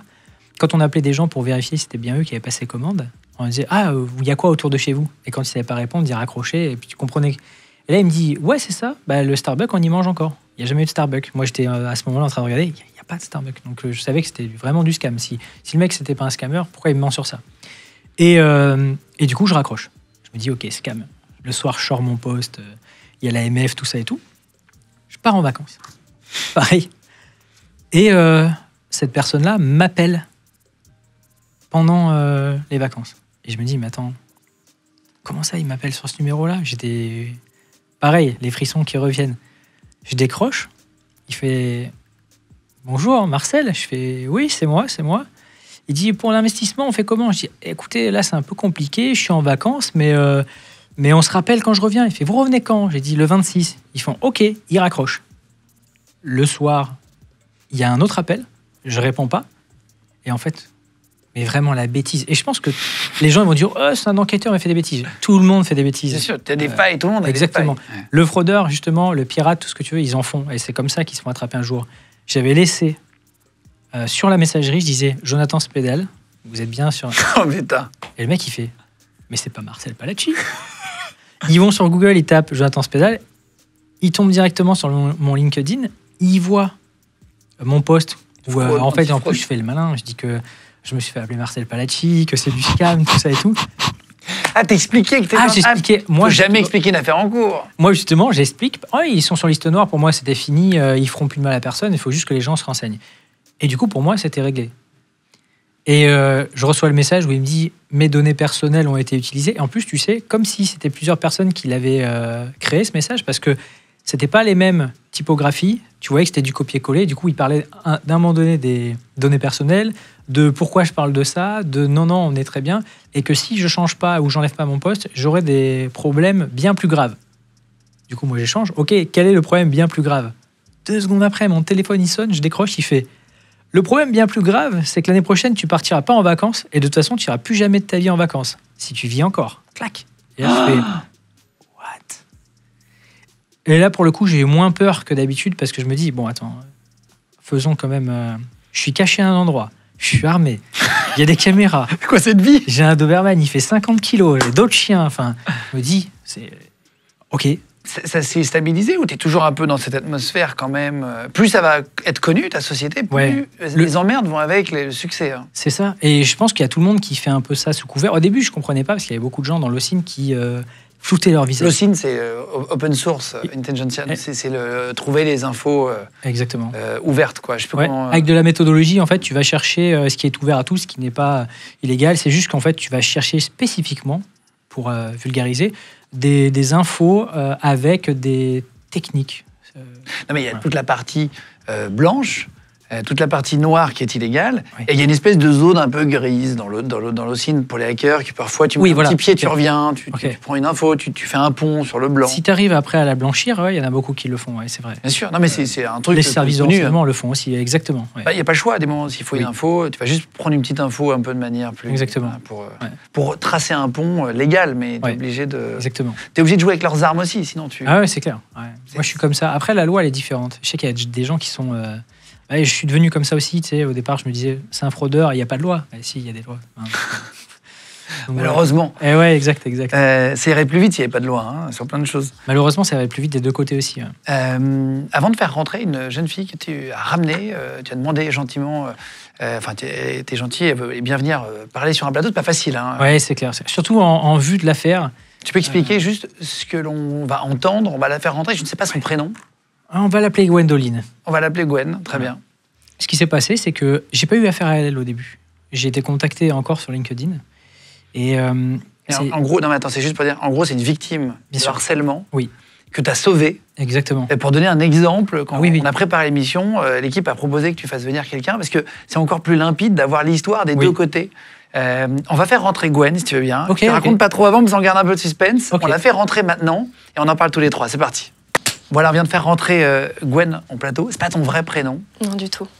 On a changé ton prénom pour différentes raisons, mais parce que c'est pas encore jugé. Tu nous expliquais rapidement. Exactement. Le jugement sera effectif dans 2 mois. Et du coup, on va pas donner de nom ni de choses, on va trop dire, précises. Oui, ça pourrait être utilisé après. Mais tu es une victime de cyberharcèlement et de harcèlement. Ouais, exact. Qui l'a aidé réellement. Totalement. Jonathan. Donc c'est sympa de venir parler, parce que ça permet de mieux comprendre son travail, vraiment. Voilà. Je rappelle que je mets le lien si vous voulez rentrer en contact, si vous avez les galères de 1, fraude, 2, cyberharcèlement ou quoi, ou d'autres choses. D'ailleurs, n'hésitez pas à poser la question, je vous mettrai le lien cliquable sous la vidéo. Si vous nous écoutez en podcast audio, c'est dans la description de là où vous nous écoutez, Spotify, Deezer, Google Podcast, etc. Il suffit de cliquer dans la description, il y aura le lien cliquable pour retrouver Cybermoustache et donc la société de Jonathan. Est-ce que tu peux expliquer ce qui s'est passé ? À la base, j'étais en vacances et justement, c'était pendant le Marcel Patulecci au téléphone. Et du coup, je reçois un message sur LinkedIn d'un étudiant qui me dit « Écoute, moi et ma meilleure amie, on est cyberharcelés. C'est une affaire grave qui dure depuis maintenant un moment. Et en fait, on cherche quelqu'un qui serait capable de nous aider. » Moi, je lui dis, OK, je suis d'accord, je veux bien écouter ce que vous avez à me dire. Et explique-moi un peu ce qui se passe. Et puis, il voulait à tout prix me voir en physique. Moi, il y avait le fameux Marcel Patulecci. Je me dis, attends, c'est bizarre parce que c'est tout proche de la menace que j'ai. J'ai pas envie de le voir en physique. Du coup, je dis, non, pour commencer, explique-moi, donne-moi des infos, des captures d'écran. Déjà, par où vous vous faites harceler, quoi, comment. C'est le harceleur qui t'appelle. Et en fait, c'était la maman donc de Gwendoline qui avait vu des posts, sa famille avait vu des posts sur LinkedIn et qui a dit « Ah, j'aime bien ce qu'il fait, je suis sûr qu'il peut aider. » Et du coup, elle lui avait dit, en pensant que c'était une bonne personne, « Écoute, contacte cette personne-là. » Donc lui, il me contacte en se disant « De toute façon, mon plan, il est tellement carré qu'on ne va jamais rien voir. » Et il était... je lui dis « Moi, j'aimerais bien vous parler à tous les deux. » Donc au début, je lui parlais énormément. Donc il m'explique qu'en fait, il y a une personne qui leur laisse des messages avec la voix de Google. Une voix numérique, une voix de robot. Exactement. De GPS. Voilà, exactement. Que c'est du matin jusque très tard dans la nuit. Menace de mort pour lui, menace de viol et de mort pour elle. En plus de ça, la personne aurait engagé des Pakistanais pour les faire suivre. Et géolocaliserait les téléphones. Et du coup, je me dis, OK, donnez-moi toutes les infos. Donc, beaucoup de messages audio que j'écoute, qui sont très crus, très durs à écouter. Et, que tu reçois toi, Gwen, sur ton, que je reçois, Gwen, sur ton téléphone. Que je reçois tous les jours, du matin au soir. Des fréquences qui peuvent varier. Ça peut être des appels très rapprochés, mais des menaces constantes et perpétuelles, en fait, effectivement, et tout le temps. Tout le temps. Ouais. C'est-à-dire combien de temps avant que vous appeliez Jonathan ? Moi, ça avait duré 2 mois. 2 mois, moi, ça a commencé... C'est long, 2 mois. Ouais, très long, quand surtout, en fait, on ne se doute pas forcément de qui ça peut être, que c'est surtout sur une personne X. Donc moi, je porte plainte avec mon ami. Excuse-moi, c'est vrai qu'on n'a pas abordé le sujet de la police, parce que c'est le premier sujet à aller voir. Je t'encourage à le faire et tout. La première chose que tu fais, tu vas porter plainte ? Je vais porter plainte quelques jours après, dès lors que je reçois des menaces. Okay. On trouvait ça un peu bizarre d'être un petit peu harcelé à deux. Généralement, quand quelqu'un est menacé de viol ou de meurtre, on ne met pas une tierce personne dans une volonté de nuire à quelqu'un, parce qu'on sait que ça peut rajouter un petit peu des problèmes dans l'acheminement de l'acte. Mais pourquoi pas ? Donc en fait, on était harcelés à deux. Donc moi, effectivement, j'étais menacée de viol, sans aller dans les trucs très trash, mais de viol très prononcé, avec volonté de me découper et tout ce qui s'ensuit, de me tuer et de me pousser au suicide. Ouais. De me pousser au suicide si éventuellement il n'arrivait pas à me violer. Et mon ami, lui, effectivement, menaçait de le planter, en fait, parce que, soi-disant, je nuirais la connexion avec mon harceleur au niveau relations sentimentales et qui serait un obstacle, en fait, entre lui et moi. Toi, tu n'as aucune idée de qui ça peut être ? Jamais. Tu te dis pas, tiens, j'ai un ex, il y Jamais. a 3 ans, et qui je me suis engueulée. Tu reviens sur le passé, j'imagine. En fait, j'y ai pensé. Le problème étant, c'est que mes amis d'école ne sont jamais mélangés avec mes amis privés. Donc forcément, c'était quelqu'un qui nous connaissait tous les deux, qui savait qu'on était amis. Donc forcément, moi, je sais très bien dans quel aspect ça allait être. C'est l'aspect de ma classe, en fait, en cours où je suis. Donc j'ai très vite fait le rapprochement. Pour autant, j'ai cherché pendant très longtemps et ça me frustrait perpétuellement de ne pas savoir. Donc on commençait un petit peu à s'imaginer 36 000 scénarios sur 36 000 personnes. On fabule beaucoup. Et effectivement, en fait, moi, j'ai beaucoup fabulé parce que quand on dépose une plainte auprès du commissariat et que on prévient qu'on se fait menacer de se faire violer, du cyberharcèlement constant, c'est pas forcément pris directement à cœur chez certains. Et, Au sérieux, tu veux dire? Ah ouais. Ah, mais c'est intéressant. Faut dire, on essaie d'être un moment de vraie vie. Hein, Bien sûr. Tu veux dire, quand tu vas à la police, ils te disent oui, bon. En fait, je pense qu'ils s'attendent à ce que ce soit de la rigolade au début. Ils pensent souvent, parce qu'il y a beaucoup de personnes qui font des démarches de plainte, mais qui sont parfois pas forcément fondées, qui font perdre beaucoup de temps. Et je pense que ça doit être une accumulation de beaucoup de choses auprès du commissariat qui fait que parfois les plaintes sont pas forcément prises au sérieux dès le départ. Et en fait, c'est ce qui se passe. C'est-à-dire que moi, j'ai très vite compris que ma plainte, c'est soit je la bougeais moi-même, soit j'allais attendre pendant 2 ans. Ouais. On ne peut pas être aidé par l'État à ce moment-là. Nous, on est très pro-tout, hein, c'est-à-dire qu'on essaie de recevoir beaucoup de policiers, de gendarmes, des services de renseignement, etc., pour aider au recrutement, pour donner aussi, remettre les bonnes valeurs, recevoir des gens qui ont fait des choses mal, mais qui sont dans la bonne démarche, etc. Mais il faut dire les choses. Quand c'est mal, c'est pas bien, il faut le dire aussi. Ouais. Ça aide d'ailleurs, même quand il y a des vues, que certaines personnes le voient et qui se rendent compte que des gens sont pas aidés.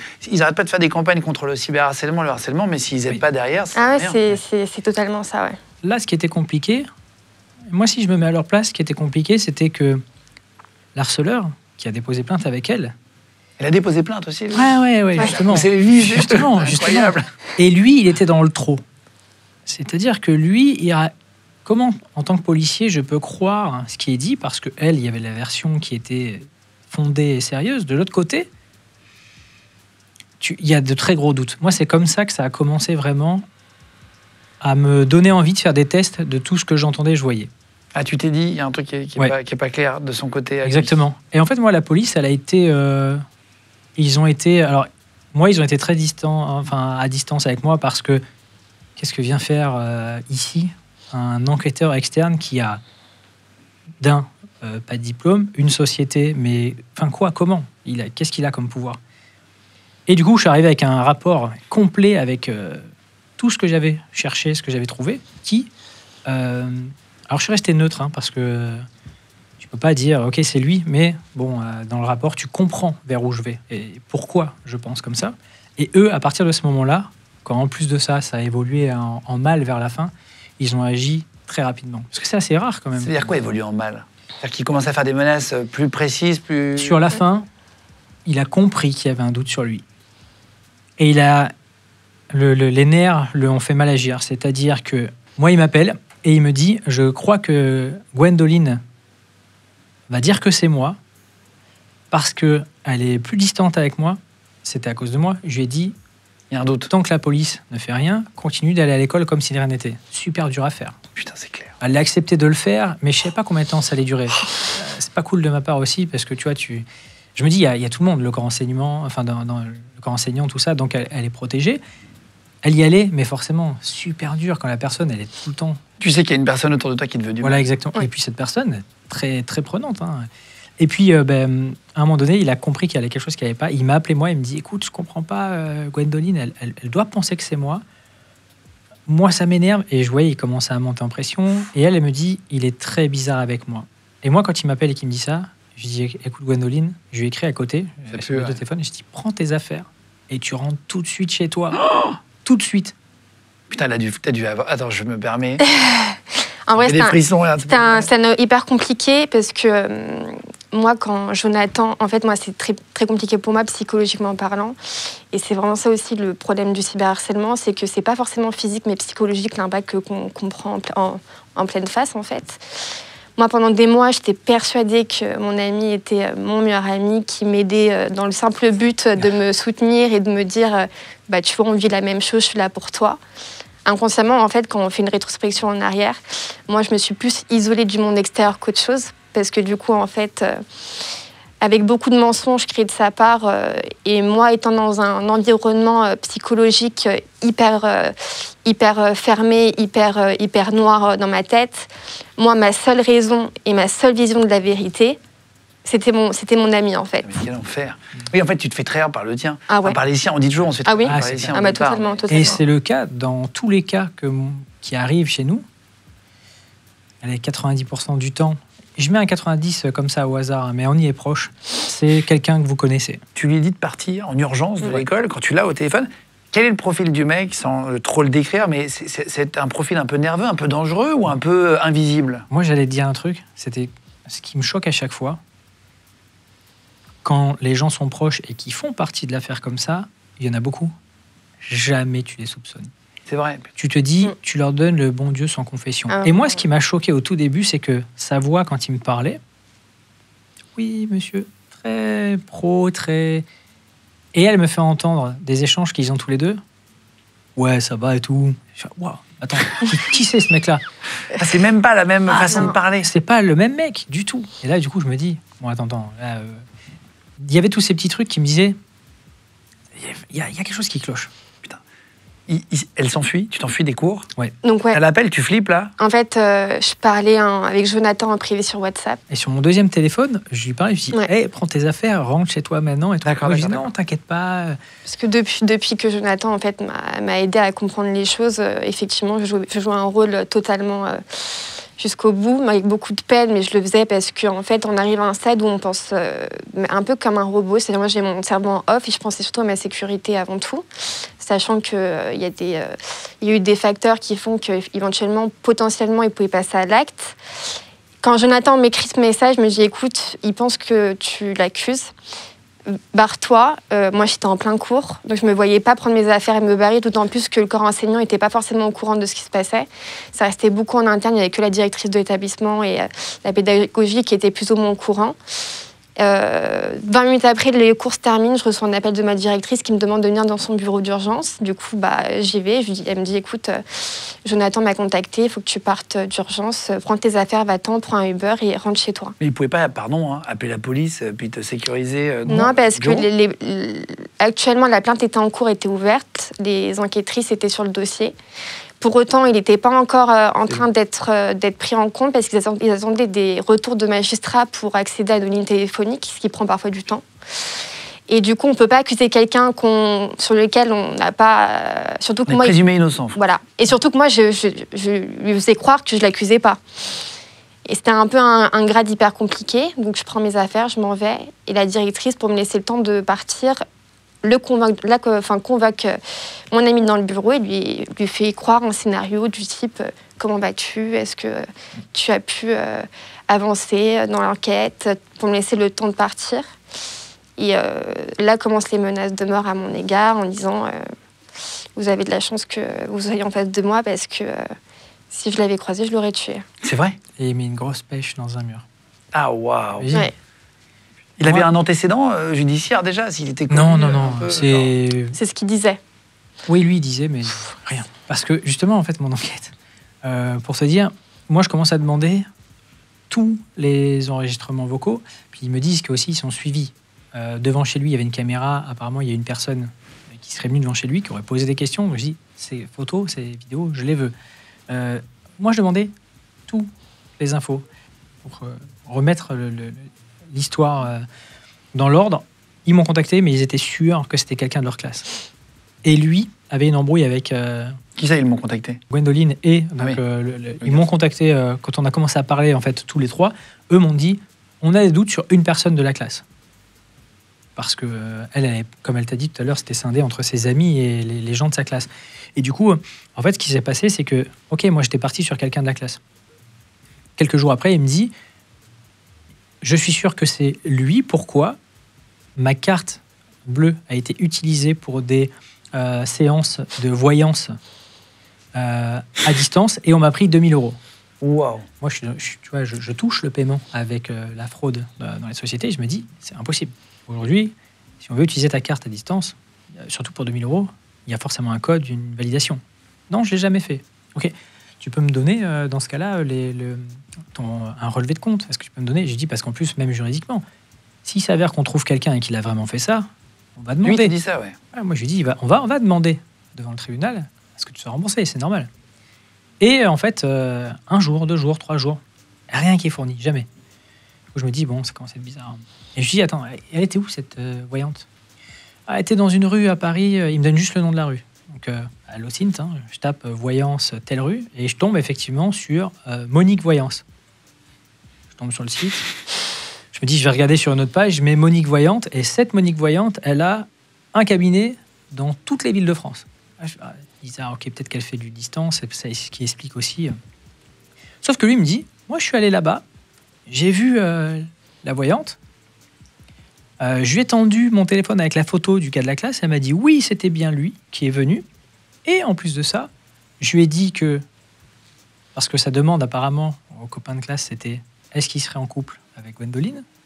Au quoi elle aurait répondu non. Par contre, donc l'attaquant et Gwendoline vont finir en couple. Je me dis ok, c'est trop bizarre. Je me dis pourquoi le mec, il utiliserait une surplace. Imagine toi et moi là, t'es ma voyante. Pourquoi je vais faire la validation par téléphone, le paiement par téléphone? Voilà. Et ensuite, je commence à regarder les photos de Monique Voyance. Je les mets dans un outil qui permet de voir d'où vient la photo. Voilà. Et on me dit que ça provient d'une base de données de photos libres de droit, donc qui sont utilisées sur Amazon. Par tout le monde, quoi. La personne n'existe pas. Ou aux États-Unis, la vraie personne. Voilà, elle a donné ses droits pour ça. Donc en fait, il n'y a pas de Monique Voyance. J'ai essayé, moi, après, en plus, de faire une séance.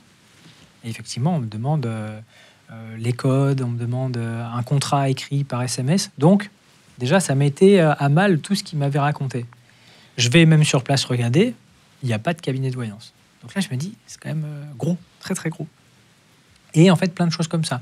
À un moment donné, son oncle, qui serait bon dans la cybersécurité, arriverait à son tour, parce que, soi-disant, ils étaient géolocalisés. Et son oncle arriverait à géolocaliser les téléphones qui les appellent. Moi, je me dis, écoute, j'adore l'espionnage. Je sais que l'espionnage en France, par un tiers... c'est très compliqué. Là, honnêtement, tu t'exposes à de gros dangers. Et en fait, je lui dis, tu peux me donner les applications avec lesquelles vous avez... Et il m'en donne 2. Je me connecte dessus, hop, je regarde. Et en fait, effectivement, ça géolocalise des téléphones, uniquement 06, 07, mais il faut que ce soit tes téléphones. C'est-à-dire, tu envoies un SMS, tu le reçois, oui, j'accepte de me géolocaliser. Surtout pour suivre les enfants. Quand tu as des ados qui partent à l'école pour les suivre, qui vont bien à l'école. Exactement, ou une personne qui a une flotte de téléphones, tu sais, pour voir où est-ce qu'on est son livreur, peu importe. Et du coup, en fait, je me rends compte que c'est encore des conneries. Et il me dit qu'il arrive à le faire pour des numéros privés, pour des 09, des 02. Ok, je dis, est-ce que tu peux me redonner tous les numéros qui vous ont appelé depuis le début? Donc il me les donne, il y avait des 09, des 02, et moi je regarde, hop, j'en appelle même. Ils sont tous dans le 91. Je dis, ok. Je leur pose la question, je fais, vous vivez où? Elle me dit, Paris, et lui, 91.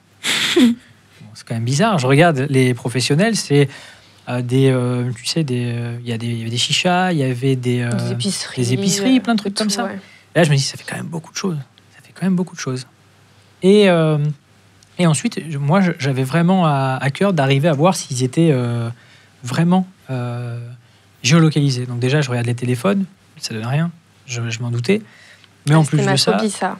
Et en fait, ce qui s'est passé, c'est qu'il avait réussi à faire une prison psychologique sur elle tellement forte. Un jour, elle est partie en dehors de Paris et elle devait le dire à personne. Sauf qu'en fait, en parlant avec lui, inconsciemment, elle lui a dit où elle était. Et du coup, lui, il a repris le téléphone en se faisant passer pour le harceleur, en disant « Je sais où t'es à tel endroit ». Elle fait « Waouh, je l'ai dit à personne, comment ça ?» Donc, il nous géolocalise. Et là, moi, dans ma tête, je me dis... Tu pensais que c'était impossible, les résultats, à aucun moment tu doutais, quoi. Quand moi, j'étais dans mon histoire avec mon ami, et c'est quand Jonathan arrivait après, par exemple, Jonathan localisait les numéros dans le 91, moi, tous les jours que Dieu seul fait, il me disait que c'était des entreprises sur Paris. Très proche de chez moi, voire une rue parallèle, 2 rues parallèles, 4 rues parallèles, mais dans mon secteur, perpétuellement. En fait, inconsciemment, ça devient un cercle vicieux qui effectivement, s'instaure de plus en plus, une peur constante. Et effectivement, moi, j'avais besoin de me ressourcer et de partir. Et donc, je me suis dit, je vais partir chez une amie à moi qui est dans le sud de la France, un peu paumée. Je vais lui dire que je suis dans la plus grosse ville à côté. Et je vais pas lui dire le petit lieu où je suis. Et en fait, inconsciemment, en voulant parler, parce qu'en fait, je lui ai pas donné le lieu exact parce que je pensais qu'on était sous écoute, parce qu'il savait tout de moi. Du coup, je dis écoute, je vais te donner un lieu où je suis, mais qui n'est pas le bon. Au moins, tu sais, si j'ai un problème, je te dirai au moment voulu. Et en fait, inconsciemment, en parlant avec, je donnais des informations qui fait qu'il a retrouvé l'adresse où j'étais exactement. Et du coup, en menaçant ma meilleure amie de la violer avec. Et ça a été un travail constant où je devais partir à 6h du matin, parce que tellement j'avais peur de partir en vrille avec lui en face à face, ouais. Qu'est-ce qu'il risque là, maintenant qu'il a été arrêté, tu le disais, il Ouais. disait qu'il aurait même pu te tuer et tout. Donc Ouais. c'est vraiment, il le dit aux policiers, quoi. Non, il assume pas. Non. Non. Malgré des preuves déjà du rapport de Jonathan qui prouvent assez et les preuves qui ont été rajoutées de la part des enquêteurs, donc avec les numéros masqués qui Et étaient des enquêteurs de qui, pardon? La police. de la police. Oui, donc il l'a dit à la police à un moment donné. Non. Non, il a toujours pas Quand assumé. il a tapé dans le mur, c'était où ça? À l'école. Et en fait, ce qui s'est passé, c'est que la directrice, quand elle voit ça, elle comprend qu'il y a quelque chose qui ne va pas. Et du coup, moi, je lui ai dit, écoutez, il faut déposer plainte. Ou au moins, il faut alerter la police parce que c'est pas normal. Et du coup, la police, il y a en plus une menace de mort. Ils ont commencé à se mettre sur le dossier réellement. Il y avait mon rapport. Et en plus de ça, ils ont été trop forts. Mais vraiment, quand je dis ils ont été trop forts, j'en rigole encore. Enfin, c'est ce qu'ils font à chaque fois, je pense. Ils ont... quand tu mets quelqu'un en garde à vue, qui est soupçonné d'être la personne qui fait les appels, après 72 heures de garde à vue, monsieur, vous êtes harcelé, allumez votre téléphone. Il n'y a aucun appel en absence.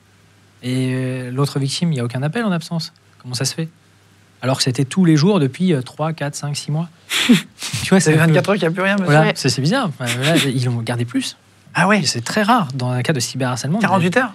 Ouais, 72. 72. Ah ouais, putain, c'est des Imagine. gros C'est un gros truc. Ah, mais il part pas le nord pour autant. Hein. Et il a pas craqué? Non, Jamais. il craquera pas parce qu'il faut qu'il reste dans son discours, mais malgré des preuves qui le mettent vraiment sur le pied, sur le summum pour prouver que c'est lui, donc les numéros qui s'affichent. Qu'est-ce qu'il risque? Est-ce que vous savez maintenant? Il y a ce que je veux. Il y a un procès là, c'est ça? Ouais. On ne donnera pas la date, Non, on ne donnera rien comme rapport spatio-temporel, Ouais. voilà. Mais qu'est-ce qu'il risque en cas de procès? bah il y a ce que je veux et il y a ce qu'il y aura dans la vraie vie. En tant que victime, moi, j'aimerais qu'ils prennent une peine de prison, histoire de comprendre et que moi, je puisse avoir aussi justice derrière niveau psychologie. Et il y a la réalité du terrain. Je suis pas très forte en loi et dans le côté juridique, mais en tout cas, il n'a pas de casier judiciaire, il est très jeune Il est encore. primo. Ouais. Et Ouais, ça va jouer. Il n'a jamais rien fait de... C'est ça, exactement. Donc il n'a pas de sursis, par exemple. Je pense qu'à mon avis, en vue, il y a quand même des preuves concrètes. Il y a quand même les preuves, tu vois, des appels qui n'ont pas été faits quand il était en garde à vue. Non, mais c'est pas possible de faire ça pendant des mois et de ne pas risquer la prison. Ah ouais, mais c'est... Toi, tu penses qu'il n'ira pas en prison? Non. il n'ira pas. Ah Moi, oui je pense qu'il va prendre du sursis, bien sûr. Pas du tout. Peut-être qu'il va avoir des rendez-vous à avoir pour le côté psy. Peut-être qu'il va avoir de l'argent à rembourser. Oui, mais ça répare pas vraiment. Non, ça Non. répare Est-ce pas. qu'il a présenté ses excuses? Est-ce qu'il a arrêté?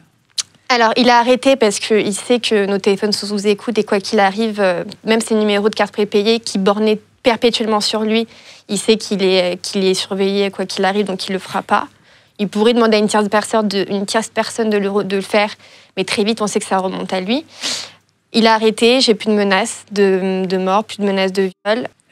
Pour finir, Gwen, pourquoi, d'après toi, il a fait ça? Il était amoureux de toi? Ou parce que c'est pas une manière de faire. Si t'es amoureux, il aurait pu essayer de faire normalement, non? Bah, j'ai cru comprendre qu'effectivement, quand je suis revenue à l'école, ce qui me tenait à cœur, parce que moi, j'ai eu beaucoup d'arrêts Arrêt de travail, enfin ouais, à cause de ma santé. de- Mais j'ai toujours eu cette volonté, et puis j'en parlais avec Jonathan, en fait, déjà j'étais beaucoup coupée du monde socialement. Si je me coupais de mon école, où j'avais tous mes collègues, je savais que j'allais tout arrêter. J'étais prête à arrêter mon master, j'étais prête à arrêter mon alternance et tout ce qui s'en suivait. Et quand je suis revenue, effectivement, mes amis m'avaient dit qu'effectivement, mon meilleur ami, depuis plusieurs semaines, était déjà en communication avec et qui stipulait que c'était beaucoup plus que de l'amitié, que j'étais dans sa tête, que j'étais dans son cœur, que j'étais vraiment imprégnée. Ouais. Et tu l'avais pas vu au départ, quoi. Jamais de Ah, la c'est- vie. c'est hyper Et c'est intéressant. pour ça, quand tu dis à Jonathan, est-ce qu'on le verrait? Il faut savoir que c'est un garçon, quand tu le regardes, c'est un amour. Il est très respectueux, il prend soin des gens, c'est un caméléon. Quand il est en entreprise... C'est un peu trop caméléon, du coup. Ouais. Ouais, bah du coup, oui. Parce que là, Ouais. quand t'entends l'histoire, c'est pas un ange. Hein. Putain, Ouais, c'est ouais. violent. Moi, j'ai l'après-coup de la situation. Comme je t'ai dit tout à l'heure, j'avais mis mon cerveau un peu en off, parce que c'était soit ça, soit en fait, j'avançais pas. Depuis qu'il a été arrêté, ça va pas beaucoup mieux dans le sens où en fait, j'avais une volonté au fond de moi, c'est qu'il assume les faits.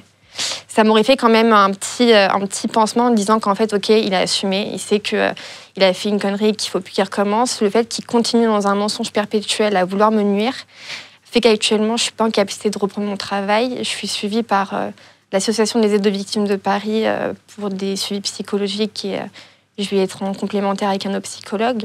On ne se rend pas compte parce que ce n'est pas, c'est pas des actes physiques mais psychologiques. Mais effectivement, moi, pendant des semaines, je ne dormais plus chez moi. Je dormais dans le lit de ma mère, par exemple. Et j'ai perdu beaucoup de kilos. Enfin, ça a été un traumatisme qui va me suivre encore pas mal de temps. Je pense jusqu'au procès et même après, parce que je suis en incapacité pour l'instant de vous dire si je me déplacerai pour le voir en face à face au tribunal. Putain, ok. Merci beaucoup. Avec plaisir. D'être venu pour parler de Jonathan et de sa société Cyber Moustache. Ça permet d'avoir vraiment... Là, tu vois, on a bien compris ce que tu fais. Sur le cyberharcèlement, c'est très clair et ça permet de l'imager et puis de dire qu'il y a des solutions aussi. Si vous avez des besoins voilà, de bosser avec Jonathan, d'aide, etc., je vous mets le lien, je rappelle, sous la vidéo en cliquable et pareil sur les plateformes de podcast audio. Je vous le mets aussi si vous nous écoutez en audio. Merci beaucoup, Gwen. On va continuer. Juste après, on va passer en 2 fauteuils. Dans 2 secondes, on va parler tu as aidé un cinéaste qu'on ne va pas citer, qui a été victime d'un chantage à la sextape. Oui. Et pareil, tu l'as aidé, on en parle juste après. C'est parti. Allez, on vient de repasser en fauteuil en face à face. Pour terminer, une affaire, on ne va pas dire le nom de la personnalité, mais une personnalité qui a fait beaucoup de très gros films. Oui. On va dire un cinéaste, vidéaste, voilà. Mais dans le cinéma, qui a fait des très très gros films, voilà. Qui a été victime d'un chantage à la sextape. Oui. Que tu as aidé. Est-ce que tu peux expliquer comment ça s'est passé, comment il t'a contacté pour terminer l'émission? C'est intéressant, ça donne plusieurs facettes de ta boîte Cyber Moustache pour comprendre toutes les activités que tu as et comment tu peux aider les gens de différentes façons. Pour comprendre, moi, comme je t'ai dit au début, j'ai pas les connaissances techniques sur la cybersécurité, mais j'engage des gens en consultant, que ce soit dans le paiement, que ce soit cybersécurité, que ce soit en traduction.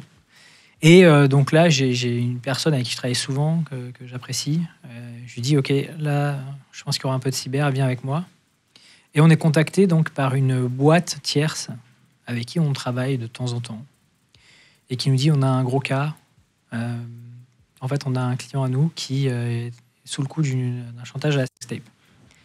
Et nous, en fait, il nous fallait énormément d'informations. Et à chaque fois, ce que je dis, c'est que quand c'est un petit peu de l'espionnage, du cyberharcèlement, tout ça, j'aime bien voir la victime pour comprendre par où elle est passée, ce qui s'est passé. Il faut vraiment se dire que sur Internet, les détails, c'est important.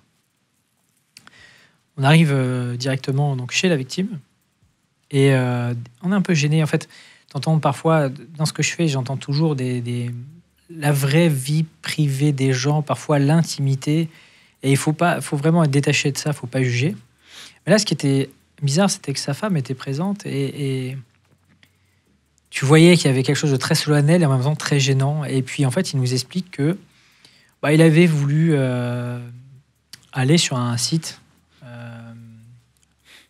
qui est très connu et qui fait, tu sais, de la mise en relation de personnes mariées pour se rencontrer. Un signe d'infidélité. Exactement. Il y a des pubs partout. Exactement.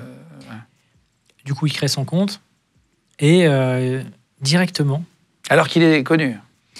Je pense qu'à mon avis, il a pas mis son visage. Je pense qu'il a mis son nom, prénom, il a rempli, il a tout fait parce que justement, comment aurait fait l'attaquant pour avoir toutes ces infos? Bon, voilà. Et tout de suite, il y a un compte neuf créé qui vient avec une seule photo et qui vient lui parler. Il est compris là-dessus. Et quand tu analyses, tu te dis, ok, c'est vrai que personne ne serait jamais tombé dedans, mais il y a encore ce facteur, tu vois, comme pour à l'auteur avec la banque. Est-ce qu'il n'était pas, tu vois, très chaud, tu vois? Et il y a le cerveau se met en off, et puis c'est le cerveau du bas qui parle. Tu vois, c'est... Oui, la fin de soirée. Voilà. Mais c'était en pleine journée, et il était au travail. Ah, waouh. Donc, il parle avec elle, ils échangent, et il lui dit, écoute, moi, avant de rencontrer un homme, je veux quand même faire une visio. On peut pas... Une femme doit quand même faire attention à qui elle va rencontrer. Des très bonnes excuses. Et puis, du coup, ils font un visio, et puis, effectivement, une jeune femme assise, enfin, son ordi posé, et elle était sur son lit, ils parlaient tous les deux et tout. Et très vite, la vidéo, elle change tellement, enfin, elle change totalement. La fille, elle commence à se dessaper, elle commence à se toucher, tout ça. Et puis, il lui dit, quand même, je te plais pas, tu fais rien. Et puis, du coup, le gars part avec son ordi dans les toilettes. Non, c'est les chaînes du boulot. Ouais. Et il fait ce qu'il a à faire, sauf que la vidéo était enregistrée. Donc, il reçoit tout de suite un message. Ok, on a ta vidéo, ton prénom. La vidéo est en ligne. Maintenant, tu nous donnes temps. Putain. Et donc, nous, on arrive, on apprend ça, on est là. Waouh. Ok. Toi, il t'appelle. C'est lui qui t'appelle. Enfin non, il t'appelle de lui-même. Ouais, on a fait avant un visio quand Par même. une boîte. Donc la boîte nous a appelés. On a fait un visio après pour voir un peu ce qu'il en était. Nous, on arrive sur place, on regarde déjà ses connexions, ce qu'il fait, pourquoi. Et puis après, on commence un peu à poser donc des questions sur quel site. C'est très gênant pour lui, mais bon, en même temps, faut nous le dire. Donc on commence à comprendre comment ça s'est passé. Et puis effectivement, on voit que la vidéo a bien été postée à un moment donné, mais en ce moment, il y a beaucoup. Tu sais, tous les sites porno, en ce moment, il y a une loi qui te demande de vérifier si tu as plus de 18 ans. Et en plus de ça, ils regardent énormément les vidéos qui sont postées pour pas qu'il y ait... Revenge porn et tous ces trucs-là. Là, Revenge porn, tu as aussi des... C'est le porno, revanche porno, c'est quand tu t'engueules avec un ex et que tu veux mettre des trucs après. Il y a ça, il y a même les trucs créés par intelligence artificielle. Et puis, il y a aussi le fait de, mettre des noms-prénoms. Pourquoi tu irais mettre le nom-prénom de quelqu'un sur une vidéo ? Et déjà, même si c'est ton prénom, les sociétés de ce secteur-là, ils refusent. Là, effectivement, ils ont mis le nom-prénom de la personne et ils ont marqué se masturbe. Et ça a été striké, donc le site l'a effacé. Nous, on avait quand même réussi à récupérer le lien et du coup, on a fait de la veille dessus. C'est-à-dire, dès qu'elle allait ressortir, l'outil de veille de mon collègue nous permettait de nous dire ok, il y a une vidéo avec à peu près les mêmes termes, à peu près la même longueur ou le même contenu qui sort à tel endroit. Donc on avait la possibilité de la resupprimer à chaque fois. Et ma partie à moi, ça avait été de rentrer en contact avec l'attaquant pour essayer de voir ce qu'il voulait. Et en fait, en regardant au fur et à mesure, on trouve bien le profil de la fille, j'arrive à le retrouver. Je trouve un compte WhatsApp et quand je vais pour prendre contact avec peur bleue. La victime, peur bleue. Pour lui, c'est non, on ne prend pas contact avec. C'est mort. Et en fait, la chance qu'il a eue, c'est que où ils se sont fait attraper, où les pirates, ils ont abandonné l'idée de lui soutirer de l'argent et ils l'ont laissé tranquille. Et ça s'est terminé comme ça. Ouais, avec la petite phrase de comment je fais pour retourner sur un site au travail. Il t'a vraiment demandé ça ? Pas comme ça, mais c'était tout proche. En gros, il faisait comprendre que s'il voulait aller sur des sites porno au travail, qu'est-ce qui faisait que la société arrivait à le voir ? Ou est-ce que les gens pouvaient le voir ? Et on fait, oui. Et il fait, vous faites quelque chose, vous, si jamais... Nous, Il fait ça devant sa femme ? Il dit ça devant sa femme ? Non, à ce moment-là, sa femme, je crois que c'était trop dur pour elle. Alors, on l'a vu au début, et puis après, je pense que rien que d'entendre la façon de faire, de comment ça s'est réalisé, pour elle, c'était trop dur. Elle est partie. Il a dû y avoir une bonne discussion après, non ? Ouais, je pense que oui. Donc tu fais de l'aide pour les chantages assistés, pour du cyberharcèlement, pour plein de choses en gros. Oui. On met un lien en cliquable sous la vidéo pour prendre contact avec toi. Ouais, je vais essayer. En fait, j'ai créé une association parce que comme tu l'as vu, même si ils arrivent à être assez forts psychologiquement pour aller au bout de la plainte, tout ça, ils n'avaient pas forcément les moyens pour prendre un avocat. Pas les moyens pour aussi avoir un psy, parce que c'est important. Et voilà. Et donc, du coup, en fait, j'ai créé une association. Moi, je travaille toujours sur des sujets comme ça en pro bono, c'est-à-dire gratuitement. Mais je me dis, par exemple, les enquêteurs qui sont avec moi, ou les outils que j'utilise, ou l'avocat, ou le psy, j'aimerais pouvoir faire en sorte que tout soit pris en charge, ou plutôt soit parfait pour les victimes, parce qu'aujourd'hui, tout le monde parle du cyberharcèlement, mais personne n'agit réellement. Et c'est très dur aussi d'arriver à prouver, comme on l'a fait, qui est derrière. Et donc, du coup, on a créé cette association pour que des sociétés puissent investir dedans et que nous, on puisse payer donc, ces infos-là. Ces frais. Là, par exemple, Gwendoline n'a pas payé. Oui, exactement. Tu l'as aidé gratuitement. On a payé l'avocat et voilà. Putain, fort. Donc, bravo pour ce que tu fais. Merci. Je mets tous les liens cliquables si vous voulez retrouver Jonathan, donc fraudeur éthique, mais aussi qui aide contre le cyberharcèlement, contre les chantages, etc., divers et variés sur Internet. Vous avez les liens en cliquable sous la vidéo. C'est un nouveau métier qu'on ne connaissait pas. Je suis très content d'avoir découvert. Merci beaucoup d'être venu jusqu'à nous. Tu avais un joli petit pins cyber-moustache avec une moustache bleue, si vous nous écoutez un podcast audio pour te décrire aussi. Et voilà, merci. J'espère que ça t'a plu, que tu as pu décrire ton métier au maximum. C'était très bien. Ça m'a permis aussi d'expliquer tout ce qu'on faisait, parce qu'on fait plein de choses différentes en fonction, comme je t'ai dit, ce qui nous intéressait. Et puis, j'ai hésité à venir aussi. C'est toujours un peu dur de performer derrière Emmanuel Ferrara. Merci à vous, merci d'avoir préparé l'émission, à toute l'équipe, tous ceux qui ont filmé, monté, etc. Merci à vous tous d'être là de plus en plus nombreux tous les mercredis, vendredis et dimanches. On fait 3 interviews par semaine. Merci de faire de Légende le premier podcast de France, que ça soit sur Spotify, sur Deezer, sur Google Podcast, Apple Podcast. Merci beaucoup. Et continuez de vous abonner à notre chaîne YouTube, ça nous aide vraiment beaucoup. Vous êtes environ 100 000 à 150 000 à nous retrouver en plus chaque mois. Donc continuez de vous abonner sur la chaîne Légende, à liker la vidéo et à mettre des commentaires. Ça nous aide beaucoup pour le référencement. N'hésitez pas à poser des questions. D'ailleurs, j'imagine que tu iras voir les commentaires. Oui. C'est toujours intéressant quand on passe quelque part en interview, on a envie d'avoir le retour de ceux qui nous ont regardés. Donc si vous voulez poser des questions à Jonathan, n'hésitez pas aussi sous la vidéo. Et on se retrouve à la prochaine vidéo. Ciao tout le monde.